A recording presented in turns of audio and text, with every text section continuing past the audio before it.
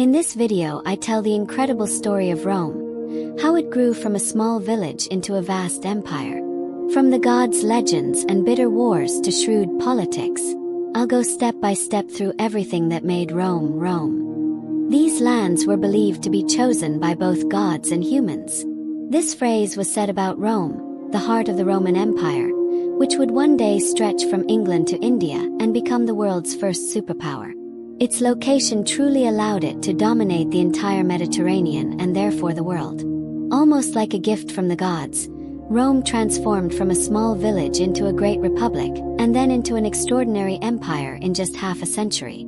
The greatest secret of the civilization, which could turn anyone into a Roman no matter where they came from, was achieving a balance no other society had managed before, creating order by breaking order. They reflected this new order especially in their armies and architecture. Rome's origin story is famous and strange. No matter how much they researched, historians could never prove exactly where Rome came from. So the Romans grounded their beginnings in a legend, the tale of Romulus and Remus, twin sons of the war god Mars and a descendant of refugees from Troy. A king orders the infants to be left to die in a basket. A she-wolf finds them and keeps them alive. A shepherd raises them. Years later they decide to build a city, but they cannot agree on its location. Their argument grows. Romulus kills Remus and names the city after himself, Rome. According to the legend, Romulus, seen as a refugee himself, opens Rome to those rejected elsewhere. Criminals, fugitives, people seeking shelter.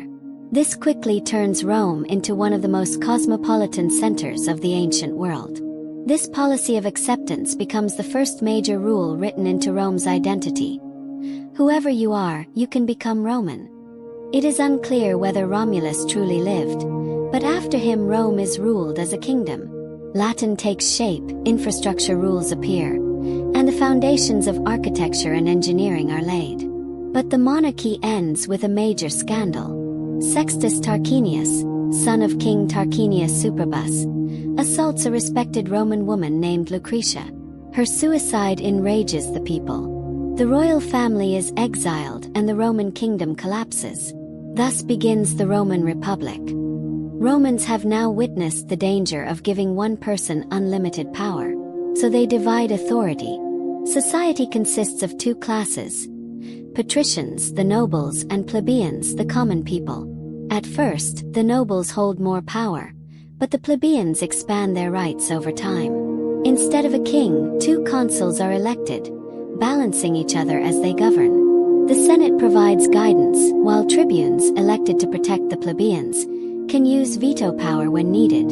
In major crises, a dictator is appointed for no more than 6 months. Power does not gather in a single hand. Instead, a system of balance is created. But Rome was a city of rebels. Over time, the people demand equal rights with the nobles, leading to long conflicts.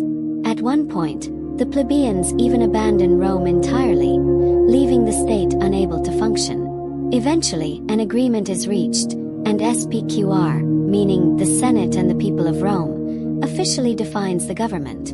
Even today, SPQR can be seen everywhere in Rome. Yet something worse is coming. In the 390s BCE, Gallic tribes led by Brennus march on Rome. The Roman army collapses, and the city is plundered and burned. The people take refuge on the Capitoline Hill, starving and desperate. According to legend, sacred geese in the temple alert them to a nighttime attack.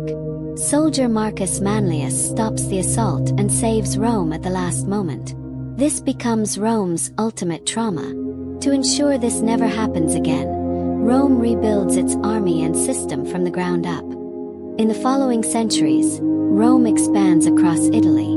Their conquests rely not only on force but on clever policy. They make deals with landowners or give new communities the Roman sword and turn them into allies. By the 270s BCE, all of Italy is under Roman control. But a major power awaits them in the south, Carthage.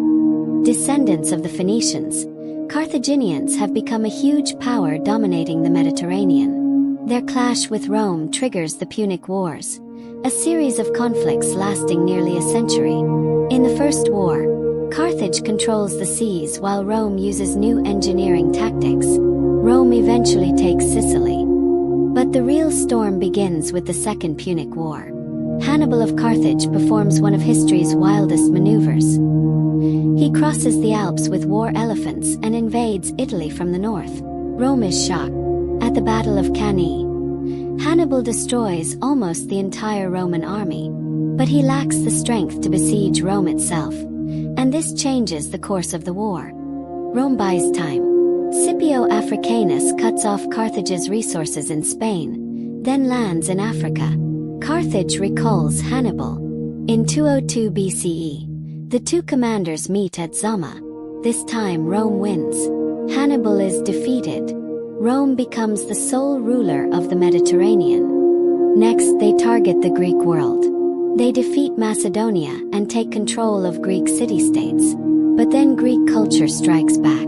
Greek language, art, philosophy, and education influence Roman elites completely. As Cicero famously said, Rome conquered Greece, but Greece also conquered Rome. This cultural influence disrupts the balance of the Republic. Wealth accumulates in the hands of a few, slaves flood into the city, and inequality grows. Unrest erupts in revolts like the Spartacus uprising. Eventually, the weakened state falls into the hands of power groups. Rome's first great trio emerges: wealthy Crassus, Eastern conqueror Pompey, and ambitious Julius Caesar. They make an agreement, and Caesar becomes governor of Gaul. He wins enormous victories and becomes so powerful that he is ordered to return to Rome without his army. Caesar's response becomes legendary. He crosses the Rubicon with his army and says, "Alia Iactes." When he reaches Rome, Pompey disappears. Caesar reassures the people and restores order. But it is a strategy. He has himself declared dictator for life and places himself at the top of Rome. He even puts his face on the coins. The old Republicans cannot accept this. Finally, a group of senators led by Brutus and Cassius assassinate Caesar in 44 BCE inside the Senate chamber. Rome's journey of rise ends here. Thanks for watching. See you in the next stories of history.